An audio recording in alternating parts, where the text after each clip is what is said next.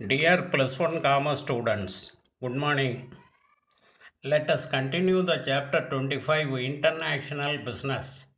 பன்னாட்டு வணிகத்தினுடைய பாடத்தில் மற்ற செய்திகளை நம்ம பார்க்க வேண்டிய அதனுடைய தொடர்ச்சியை பார்ப்போம். Today our topic is 25.02 Concept, Meaning and Definition of International Business. Concept, Meaning and Definition of International Business. பன்னாட்டு வணிகத்தினுடைய பொருள், விளக்கம், வரைவிலக்கணம் இதெல்லாம் பார்க்க இருக்கிறோம். Concept of International Business. Today business is growing globally and the need for profit is pushing a large number of business firms into world markets beyond their historical and traditional boundaries. A global corporation is gaining an increasing acceptance in the business community compared to the corporations operating within the geographical limits of a country. These companies are termed as multinational corporations, MNCs, or transnational company.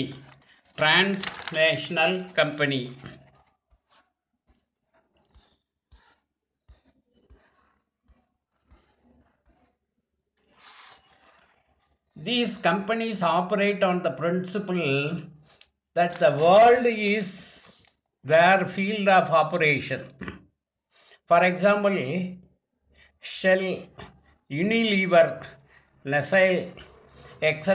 operate on the philosophy of global corporation. They cannot be labeled as French or German or Dutch or Swiss company. These companies have no real domestic market. People of many different nationalities are managing and operating these corporations on a day-to-day basis. Their products and services are sold around the world. Their operating subsidiaries functioning in various countries.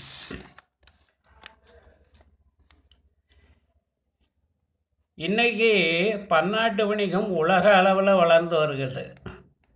லாபம் ஈட்டணுங்கிற தூண்டுதல், லாபம் சம்பாதிக்கணும் அப்படிங்கிற தூண்டுதல் பல நிறுவனங்களை உலக வியாபாரத்தில் ஈடுபட வைக்கிது. வணிக சந்தையில் உள்ளூர் நிறுவனங்களை காட்டிலும் உலகளாவிய நிறுவனங்கள் அதிக வரவேற்பை பெறுகிறது. இதை பன்னாட்டு நிறுவனங்கள் எம்என்சி, மல்டிநேஷ்னல் கார்பரேஷன்ஸ் அப்படின்னு சொல்கிறோம். அல்லது நாடு கடந்த நிறுவனங்கள் டிரான்ஸ்நேஷ்னல் கம்பெனிஸ் அப்படின்னு அழைக்கப்படுது.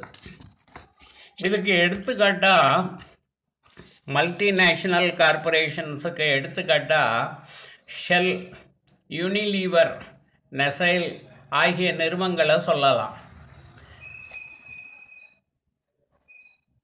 இதை பிரான்ஸ் அல்லது ஜெர்மன் அல்லது டச்சு நிறுவனங்கள்னு நம்ம சொல்ல முடியாது. இவைகளுக்கு தனியாக உள்ளூர் சந்தை கிடையாது. பல்வேறு நாடுகளை சார்ந்த மக்களே இதை நிர்வகிக்கிறாங்க. இந்த வகை நிறுவனங்கள் தங்களோட பொருள்களை, சேவைகளை உலகெங்கும் இருக்கக்கூடிய தன்னோட துணை நிறுவனங்கள் மூலமாக விற்பனை செய்கிறாங்க. International business involves transactions across the national boundaries. It includes the transfer of goods, services, technology, managerial knowledge, and capital to other countries. Although business has been conducted on an international scale for many years, international business has gained more significance only in recent years because of the emergence of multinational corporations in some of the developing countries. பன்னாட்டு வணிகம் எல்லைகளை கடந்து செயல்படுது.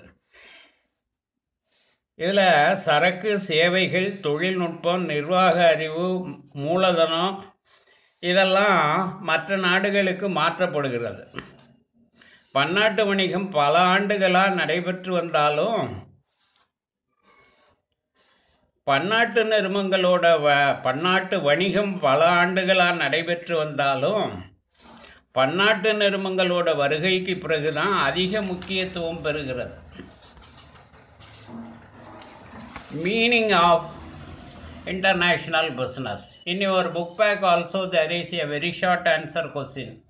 What do you mean by international business? What do you mean by international business? Meaning of international business. International business denotes all those business activities which take place beyond the geographical limits of the country. It involves not only the international movements of goods and services but also the capital, personnel, technology and intellectual property like patents, trademarks, know-how and copyrights. பன்னாட்டு வணிகம்ங்கிறது நாடுகளோட புவியியல் எல்லையை கடந்து நடைபெறக்கூடிய அனைத்து வணிக நடவடிக்கைகளையும் உள்ளடக்கியதாகும்.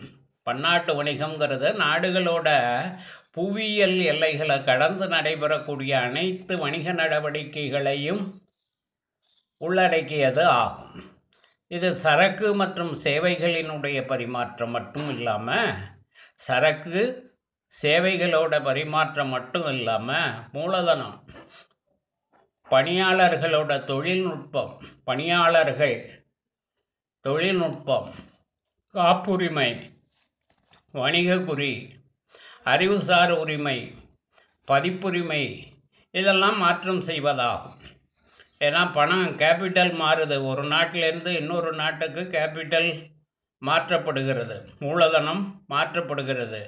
ஃபாரின் டைரக்ட் இன்வெஸ்ட்மெண்ட், பணியாளர்கள் இந்த நாட்டிலேருந்து அந்த நாட்டுக்கு, ஒரு நாட்டிலேருந்து இன்னொரு நாட்டுக்கு மாற்றப்படுகிறார்கள். டெக்னாலஜி, தொழில்நுட்பம் மாற்றப்படுகிறது. காப்புரிமை, வணிக குறி, அறிவுசார் உரிமை, பதிப்புரிமை இதெல்லாம் மாற்றிக்கிறாங்க. இதெல்லாம் இந்த இன்டர்நேஷ்னல் பிஸ்னஸ் பன்னாட்டு வணிகத்தில் தான் வரும். தென் we will see the definition. Roger Bennett defines international business involves commercial activities that cross national frontiers. Roger Bennett இவர் என்ன சொல்கிறாருன்னா, நாட்டோட எல்லையை கடந்து நடைபெறக்கூடிய அனைத்து வணிக நடவடிக்கைகளும், நாட்டோட எல்லையை கடந்து நடைபெறக்கூடிய அனைத்து வணிக நடவடிக்கைகளும் பன்னாட்டு வணிகம் ஆகும் அப்படின்னு சொல்கிறார். அடுத்த definition, according to John D Daniel Lee ரேடப்,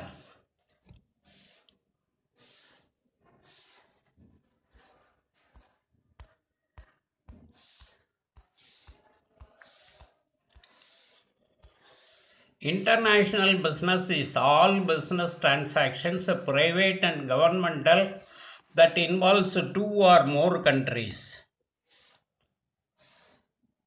Private companies undertake such transactions for profits. Government may or may not do the same in their transactions. John D Daniel, Lee H Radebaugh இவர்களோட கூற்றுப்படி பன்னாட்டு வணிகம்ங்கிறது இரண்டு அல்லது அதற்கு மேற்பட்ட நாடுகளில் நடைபெறக்கூடிய நடவடிக்கைகள் அப்படின்னு சொல்கிறாங்க. இது லாப நோக்கத்திலேயோ அல்லது லாப நோக்கம் இல்லாமலோ நடைபெறலாம். Okay students, thank you.